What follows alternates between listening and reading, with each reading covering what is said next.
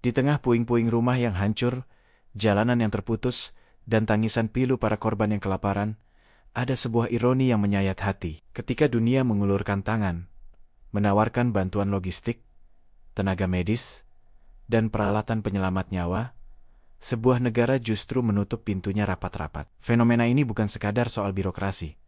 Ini adalah sisi tergelap dari psikologi kekuasaan. Bayangkan situasinya, rakyat menderita.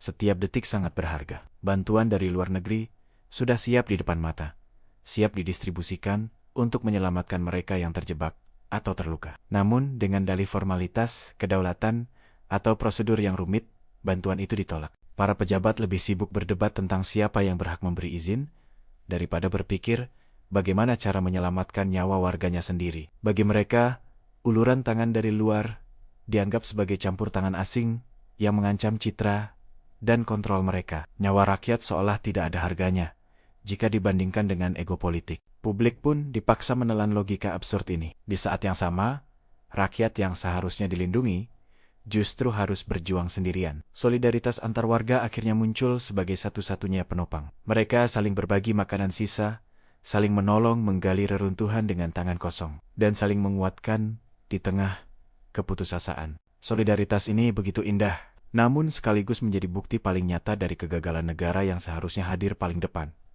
Sindiran pedasnya sangat jelas. Ketika nyawa bergantung pada kecepatan, negara justru memilih rapat dan prosedur. Aparat di lapangan yang ingin bergerak cepat seringkali terbentur oleh kebijakan dari atas. Pejabat di ibu kota sibuk berdebat di televisi, atau bahkan sibuk membungkam media yang mencoba melaporkan kondisi sebenarnya. Laporan yang sampai ke telinga presiden pun seringkali sudah disaring.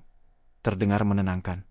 Padahal realita di lapangan jauh dari kata baik-baik saja. Lebih parah lagi, media atau relawan yang mencoba jujur melaporkan kondisi lapangan seringkali mendapat intimidasi. Kritik dianggap sebagai ancaman, dan transparansi diganti dengan narasi resmi yang penuh polesan. Rakyat yang menderita akhirnya hanya menjadi properti politik. Negara hadir megah di layar kaca dan meja rapat, tapi absen di tengah lumpur dan reruntuhan. Psikologi gelap ini menegaskan satu hal yang mengerikan. Ketika bantuan ditolak demi menjaga citra dan ilusi kedaulatan, tragedi kemanusiaan berubah menjadi panggung sandiwara politik. Solidaritas rakyat memang luar biasa, tapi itu seharusnya menjadi pelengkap, bukan pengganti peran negara. Nyawa manusia dijadikan taruhan, dan kegagalan sistem terlihat begitu telanjang. Meskipun coba ditutupi dengan kata-kata manis dan alasan formal, pada akhirnya, siapa yang menanggung akibatnya?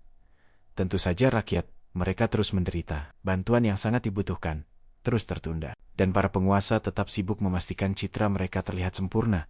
Sementara di balik layar, derita yang tak terhitung terus bertambah. Ini adalah pengingat pahit bahwa kekuasaan, jika disalahgunakan, bisa lebih mematikan daripada bencana itu sendiri. Sebuah tragedi yang diciptakan bukan oleh alam, tetapi oleh ego manusia.